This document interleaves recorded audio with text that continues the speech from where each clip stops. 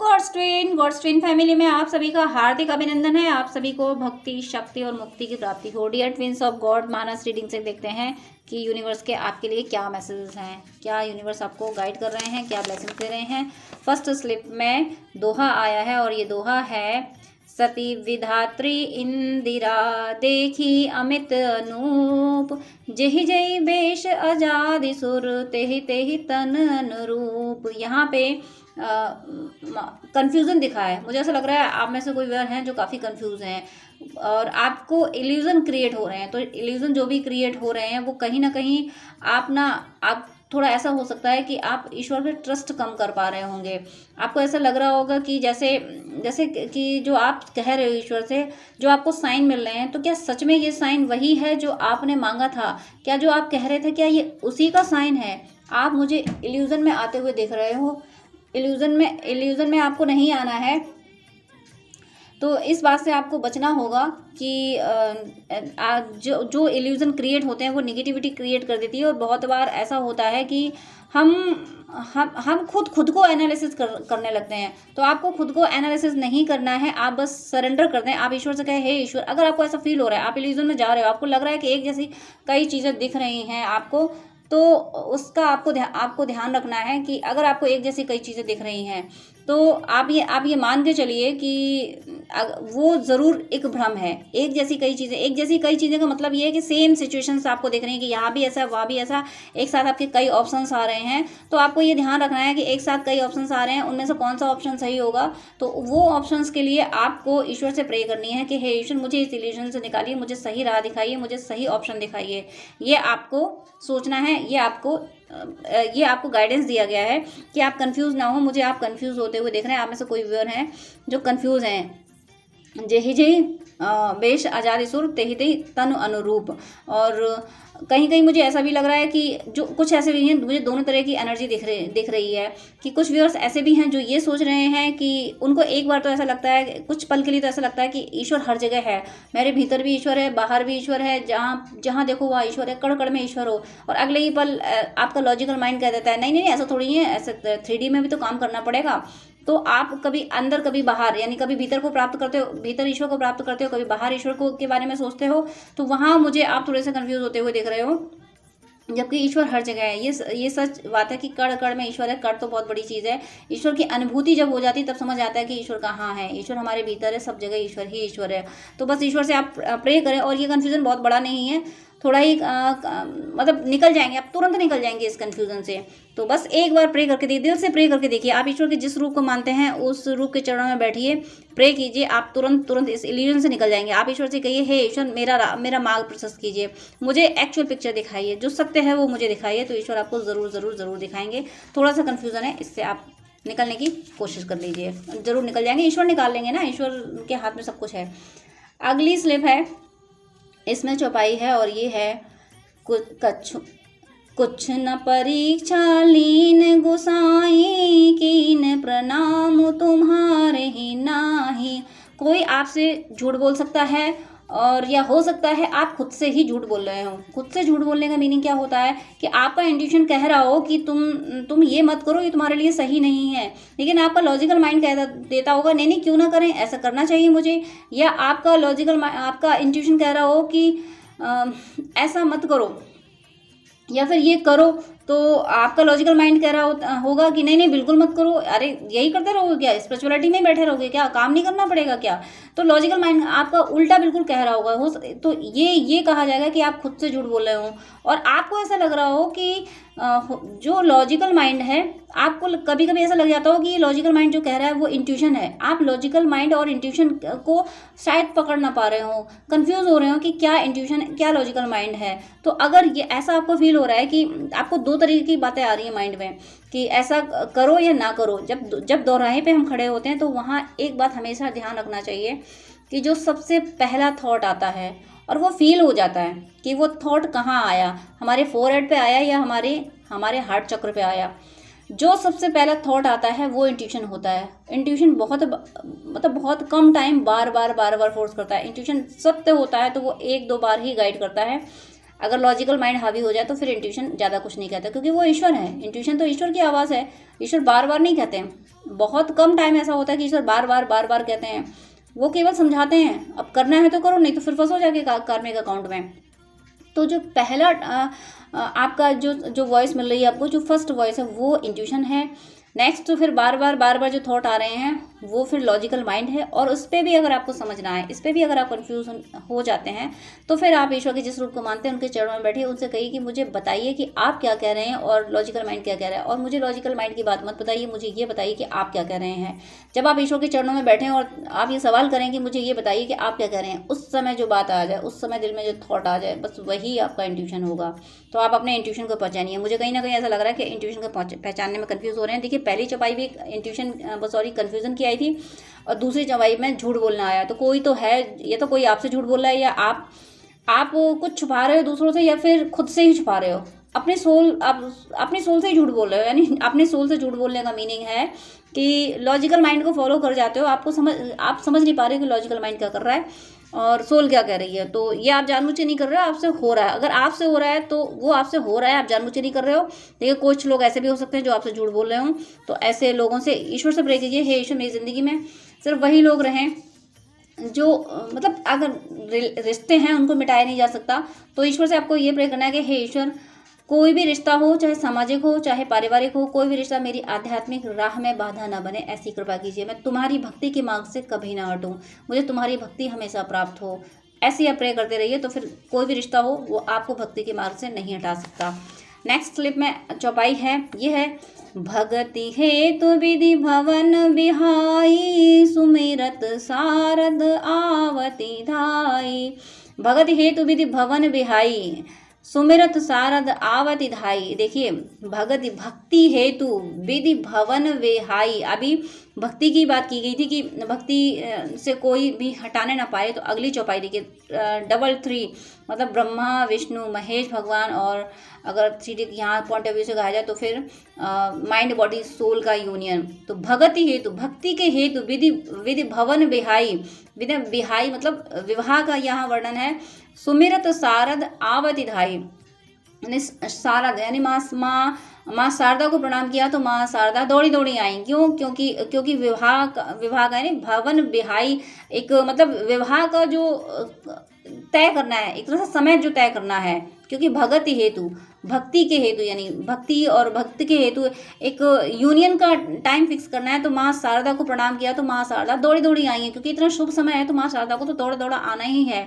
तो मुझे कहीं ना कहीं ये इंट्यूशन की तैयारी, आपके यूनियन की तैयारी मुझे दिख रही है। डिवाइन आपकी यूनियन की तैयारी कर रहे हैं। माँ शारदा आप पे बहुत प्रसन्न है। अगर आप सनातन से हैं तो माँ सरस्वती को ज़रूर प्रणाम करें, क्योंकि माँ सरस्वती आपका थर्ड चक्र संभालेंगी, आपका थर्ड आई चक्र संभालेंगी। तो माँ आपको विजडम देंगी, माँ आपको भक्ति देंगी, भक्ति का ज्ञान देंगी, यानी ज्ञान भक्ति वैराग्य ये सब आप में आएगा। और 3D का ज्ञान तो वो आपको देंगी ही देंगी। तो आप कहीं ना कहीं, मुझे ये जो चौपाई है ये बहुत ज़्यादा आपको पॉजिटिव मैसेज दे रही है कि बस आप इसी तरह से प्रभु के चरणों में बैठे रहिए, आपकी सारी शंकाओं का समाधान होगा। पहले की दोनों चौपाइयाँ जो कन्फ्यूज़न और झूठ बोलने वाली आई, उसके बाद माँ शारदा की ये चौपाई का आने का मीनिंग है कि आपके कन्फ्यूज़न क्लियर किए जाएंगे, आप जिस भी इल्यूजन में फंस रहे हो वो इल्यूजन आपके मिटा दिए जाएंगे। बस एक बार दिल से पुकारने की ज़रूरत है। नेक्स्ट स्लिप मैं ले रही हूँ, इसमें क्या मैसेज है, इसमें देखते हैं डिवाइन ने आपको क्या मैसेज दिया है। स्लिप में भी चौपाई आई है, इसमें ये चौपाई है, निशिचर निकर दले रघुनंदन, नामु सकल कलि कलुष निकंदन। यहाँ आपसे कहा गया है कि अगर आपका बिजी शेड्यूल है, आप कुछ नहीं कर पा रहे हो, तो नाम जप ना छोड़ो, क्योंकि नाम जप इतनी सरल चीज़ है, इससे ज़्यादा सरल कुछ नहीं है ईश्वर को पाना। नाम जप से ज़्यादा सरल कुछ नहीं है ईश्वर को पाना। हर प्रैक्टिस में वक्त लगता है, हर प्रैक्टिस में मेहनत करनी पड़ती है, लेकिन नाम जप तो आप काम करते हुए भी कर सकते हो। और अगर नाम जप में आपका ध्यान भी हो जाए, नाम जप में आपको ईश्वर की याद भी आ जाए, अगर आप कुछ काम भी कर रहे हो और नाम जप कर रहे हो, तो आपको ये याद है कि मैं मेरे ईश्वर का नाम जप कर रही हूँ, मेरा ईश्वर मेरे साथ है। अगर ये फीलिंग भी आ जाए ना, तो फिर ईश्वर उसी पल आपके दिल में प्रकट हो जाएंगे। तो आपसे ये कहा जा रहा है कि बिजी शेड्यूल है तो परेशान नहीं हो, तुम केवल नाम जप करते रहो। ईश्वर ने इतनी सरलता दी। मुझे ऐसा लग रहा है आप में से कोई व्यूअर हैं जो इल्यूजन की बात आई थी, तो वो हो सकता है ये इल्यूजन भी हो कि वो समझ नहीं पा रहे हो कि स्पिरिचुअल ईश्वर को पाने की राह में कैसे आगे बढ़ें, भक्ति कैसे करें। तो भक्ति कैसे करें, तो ऐसे व्यूअर को ईश्वर ने यहाँ से गाइड किया है कि आप सिर्फ नाम जप करो। जो आपका जो बिजी शेड्यूल है वो आपने क्रिएट नहीं किया, वो भी ईश्वर की मर्जी से ही हुआ है, वो ईश्वर ने ही क्रिएट किया है।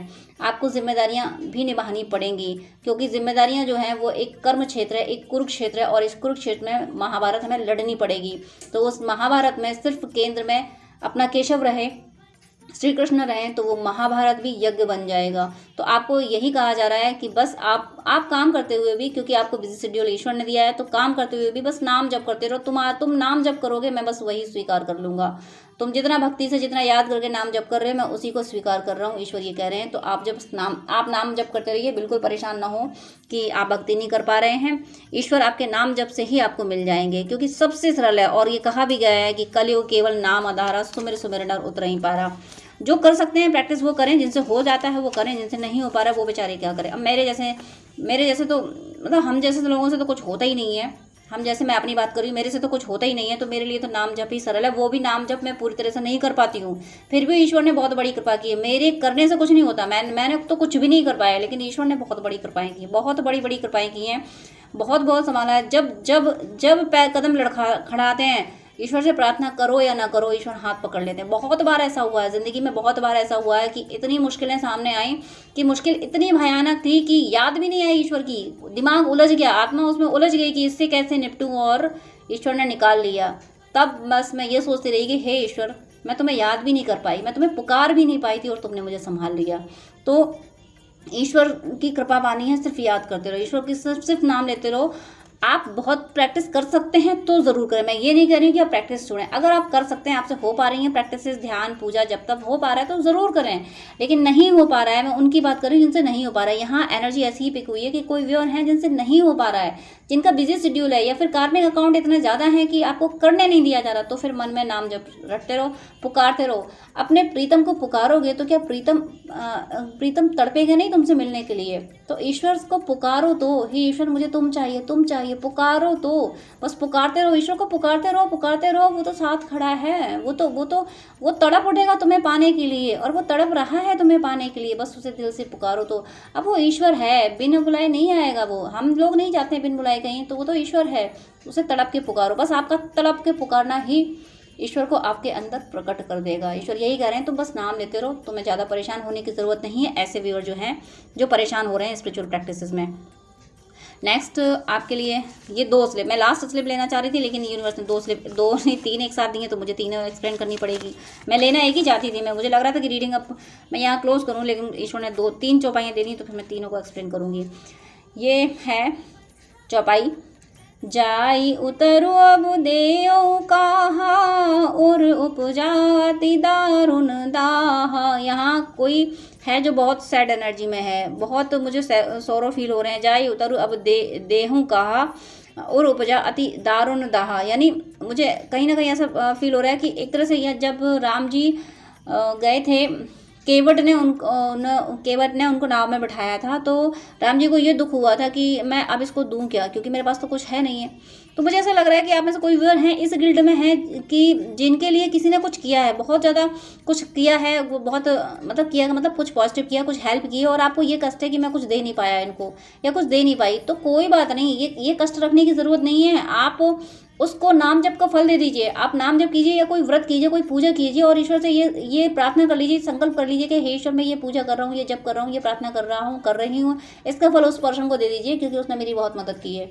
बस इतना कर दीजिए। आपको गिल्ड में नहीं जाना कि मैं कुछ दे नहीं पा रहा, मैं कुछ दे नहीं पा रही। जप का फल देना, पूजा का फल देना बहुत बड़ी चीज़ होती है, इससे बड़ा दान कुछ नहीं होता है। तो आप ये कर दीजिए, आप बेकार की गिल्ड में मत जाइए। आप कुछ नहीं दे सकते हैं, जप दीजिए, शुभकामनाएं दीजिए, ये बहुत बड़ी चीज़ होती है। एनर्जी देना बहुत बड़ी बात होती है, ये दीजिए आप।